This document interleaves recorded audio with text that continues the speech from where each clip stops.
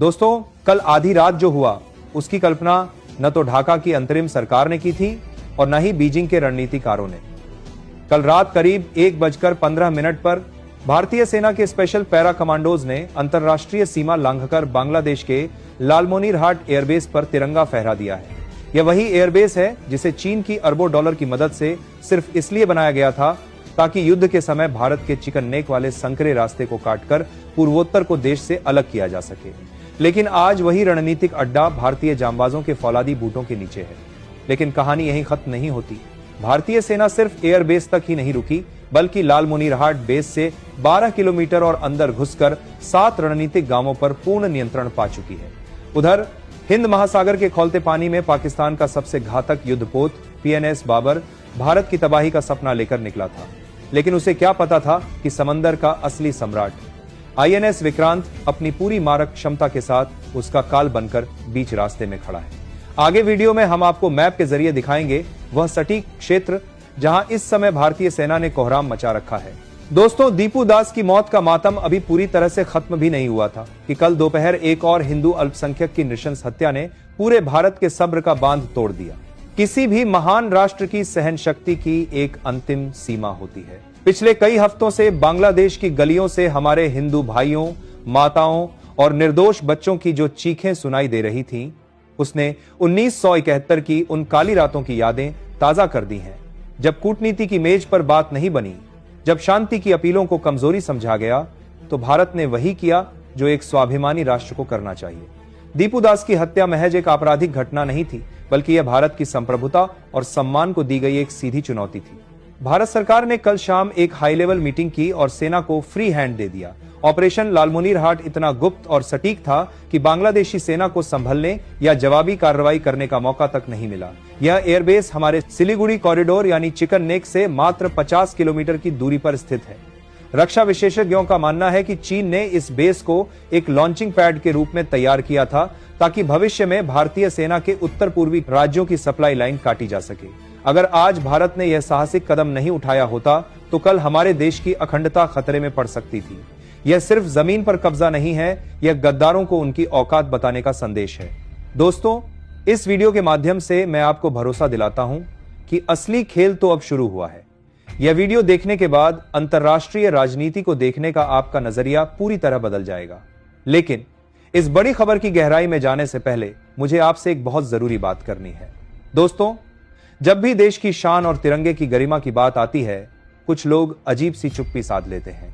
अगर आपको सच में गर्व है कि आप भारतीय हैं, अगर आपके अंदर वह जोश है जो हर देशभक्त में होना चाहिए, तो अभी इसी वक्त इस वीडियो को लाइक कीजिए, चैनल को सब्सक्राइब कीजिए और कमेंट बॉक्स में इतनी जोर से लिखिए भारत माता की जय कि इसकी गूंज बांग्लादेश की राजधानी ढाका तक सुनाई दे। दुनिया को पता चले कि यह 2025 का नया भारत है जो आंखों में आंखें डालकर बात करना जानता है। तो चलिए वापस आते हैं उस घटना पर जिसने बांग्लादेश सहित दुनिया को हिला रखा है। जैसे ही भारतीय सेना के बूटों की धमक ढाका की दहलीज तक पहुंची, बांग्लादेश की अंतरिम सरकार ने घबराकर अपने पुराने आका पाकिस्तान से मदद की भीख मांगी। पाकिस्तान, जो खुद अपनी अर्थव्यवस्था के चिथड़े उड़ने पर दाने दाने को मोहताज है, उसने भी भारत को उकसाने की एक और आत्मघाती हिमाकत कर डाली। पाकिस्तान ने आनन फानन में अपना सबसे बड़ा और आधुनिक युद्धपोत PNS बाबर 20,000 हथियारों से लैस 9 सैनिकों के साथ हिंद महासागर के रास्ते रवाना कर दिया है। इनका गुप्त प्लान था चटगांव पोर्ट के जरिए भारतीय सेना पर पीछे से दबाव बनाना और सप्लाई चेन को बाधित करना। लेकिन ये 1971 का बेबस भारत नहीं, बल्कि 2025 का शक्तिशाली भारत है। पाकिस्तान का PNS बाबर अभी कुछ मील ही चला था कि उसे रडार पर भारत का वो यमराज दिखाई दिया जिससे पूरी दुनिया थर्राती है। INS विक्रांत। भारत के इस विमानवाहक पोत के साथ INS विक्रमादित्य और विध्वंसक INS त्रिकंद ने चटगांव पोर्ट की ऐसी अभेद्य घेराबंदी की है कि वहां अब एक मछली भी भारत की इजाजत के बिना नहीं तैर सकती। हमारे रफाल और सुखोई विमानों की सुपरसोनिक गर्जना से पूरा बांग्लादेश दहल उठा है। हमारी वायुसेना सिर्फ पेट्रोलिंग नहीं कर रही, बल्कि पिन पॉइंट एक्यूरेसी के साथ हर उस पाकिस्तानी और चीनी मूवमेंट को ट्रैक कर रही है जो भारत की सुरक्षा में सेंध लगा सकती है। समंदर की लहरों पर अब सिर्फ तिरंगे का राज है। आज के दौर में युद्ध सिर्फ सरहद पर गोलियों और टैंकों से नहीं जीता जाता, बल्कि आर्थिक और रणनीतिक चोट से दुश्मन की कमर तोड़ी जाती है। भारत ने वही किया है। जैसे ही सेना ने सीमा पार की, भारत सरकार ने अपना आर्थिक ब्रह्मास्त्र चला दिया। अडानी पावर, जो बांग्लादेश की कुल बिजली खपत का एक बड़ा हिस्सा करीब 800 मेगावाट सप्लाई करती थी, उसकी सप्लाई तत्काल प्रभाव से रोक दी गई है। इसके साथ ही 3 अन्य भारतीय बिजली कंपनियों ने भी अपने हाथ खींच लिए हैं। परिणाम, आज पूरा बांग्लादेश घुप अंधेरे में डूबा हुआ है। वहां की गारमेंट फैक्ट्रियां, जो उनकी अर्थव्यवस्था की रीढ़ हैं, बंद हो चुकी हैं। इतना ही नहीं, बांग्लादेश अपनी जरूरत का 60% तेल और गैस भारत से आयात करता है। भारत ने इस सप्लाई लाइन में 50% से अधिक की कटौती कर दी है। बिना बिजली, बिना डीजल और बिना गैस के कोई भी सेना या देश 7 दिनों से ज्यादा संघर्ष नहीं कर सकता। यह भारत का वो साइलेंट किल है जिसने बिना एक भी नागरिक का खून बहाए वहां की शासन व्यवस्था को पंगु बना दिया है।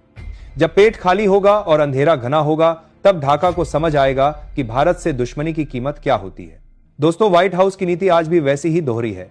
एक तरफ अमेरिका भारत को अपना सबसे बड़ा रणनीतिक साझेदार बताता है, लेकिन दूसरी तरफ पाकिस्तान की सेना को अरबों डॉलर की मदद और F-16 की मरम्मत के लिए फंड देना नहीं भूलता। अमेरिकी खुफिया एजेंसियों ने ही इस हमले की खबर लीक की ताकि भारत पर दबाव बनाया जा सके। क्या अमेरिका इस बार भी अपना 7वां बेड़ा हमारे खिलाफ भेजेगा? यहीं पर भारत की कूटनीति और मोदी पुतिन की दोस्ती का असली इम्तिहान होता है। रूस ने कल देर रात एक ऐसा बयान जारी किया जिसने वॉशिंगटन में हड़कंप मचा दिया। पुतिन ने साफ कहा है, दक्षिण एशिया के इस आंतरिक मामले में तीसरी शक्ति अमेरिका या चीन ने हस्तक्षेप किया तो रूस हाथ पर हाथ धरकर नहीं बैठेगा। सूत्रों के अनुसार रूस ने न केवल भारत को कूटनीतिक कवच दिया है, बल्कि अपने सबसे गुप्त और घातक एयर डिफेंस सिस्टम S-500 की सुरक्षा छतरी भी भारत के साथ साझा करने का संकेत दिया है। रूस जानता है कि भारत का मजबूत होना एशिया में संतुलन के लिए जरूरी है। अमेरिका चाहे कितनी भी चालें चल लें, लेकिन इस बार भारत के पास वो वीटो पावर है जो समंदर से लेकर आसमान तक उसे अपराजय बनाती है। दोस्तों, हमें यह स्वीकार करना होगा कि 1971 के युद्ध में हमारे सैनिकों ने तो जीत हासिल की थी, लेकिन हमारे तत्कालीन राजनेताओं ने कूटनीति की मेज पर बड़ी भूल कर दी। हमने अपनी सेना द्वारा जीती गई जमीन को वापस कर दिया और वहां की कमान उन लोगों को सौंप दी जिनके मन में भारत के प्रति सम्मान नहीं था। नतीजा, आज 54 साल बाद भी हमें उसी जमीन से आने वाले खतरों का सामना करना पड़ रहा है। लेकिन 2025 का यह नया भारत अपनी गलतियों से सीख चुका है। खुफिया गलियारों में अब एक बहुत बड़ी रणनीति पर चर्चा हो रही है, प्रशासनिक नियंत्रण, एडमिनिस्ट्रेटिव कंट्रोल। इस बार भारत सिर्फ हमला करके पीछे नहीं हटेगा। अगर बांग्लादेश की धरती का इस्तेमाल भारत विरोधी गतिविधियों, चीनी बेस और हिंदू अल्पसंख्यकों के कत्लेआम के लिए होता रहा, तो भारत वहां के महत्वपूर्ण क्षेत्रों का प्रशासन खुद संभाल सकता है।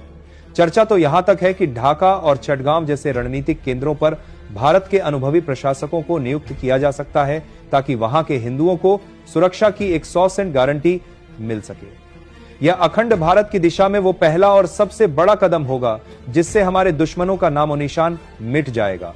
तो क्या हम एक पूर्ण युद्ध की ओर बढ़ रहे हैं? क्या भारतीय सेना ढाका के अंदर मार्च करेगी? सस्पेंस अभी भी चरम पर है, क्योंकि उत्तर पूर्व के सभी एयरबेस पूरी तरह से कॉम्बैट मोड में हैं। रफाल और सुखोई के पायलट अपनी कॉकपिट में आदेश का इंतजार कर रहे हैं। भारत ने अपना रुख स्पष्ट कर दिया है, हम शांति के पुजारी हैं। लेकिन अगर हमारी शांति को कमजोरी समझा गया तो हम प्रलय करना भी जानते हैं। दोस्तों, आज समय है अपनी सेना के साथ चट्टान की तरह खड़े होने का। आप इस ऐतिहासिक और साहसिक कार्रवाई के बारे में क्या सोचते हैं? क्या भारत को अब पीछे हटना चाहिए या फिर इस बार पूरा हिसाब चुकता करके ही दम लेना चाहिए? क्या आपको लगता है कि बांग्लादेश का शासन अब भारत के हाथों में होना चाहिए?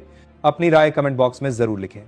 अगर आपको अपने देश और अपनी सेना पर गर्व है तो इस वीडियो को इतना शेयर करें कि इसकी गूंज उन गद्दारों के कानों तक पहुंचे जो भारत को कमजोर समझने की भूल कर रहे हैं।